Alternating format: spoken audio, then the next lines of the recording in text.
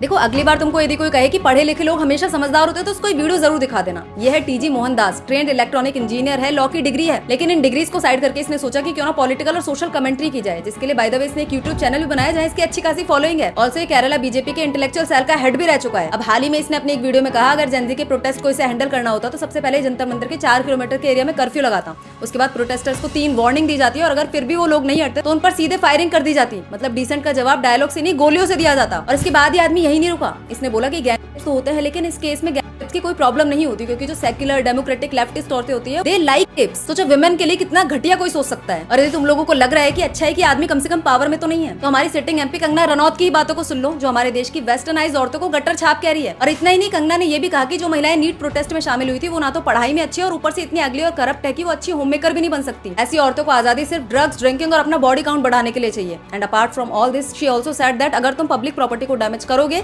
तो पब्लिक भी तुम्हें डैमेज करेगी। नाउ आई नो कि टीजी मोहनदास की स्टेटमेंट्स कंगना की स्टेटमेंट से कहीं ज्यादा एक्सट्रीम और प्रॉब्लमेटिक है, but think again, TG Mohandas is not in power but Kangana is. She is not just another celebrity with a microphone, but she is a sitting MP, which means her words carry responsibility, not just attention. और as a public representative, your job is not to decide कि कौन protection deserve करता है और कौन नहीं. Your job is to stand for constitution, even when it's politically inconvenient. Because the people you are talking about are not just protesters; they are citizens of this country.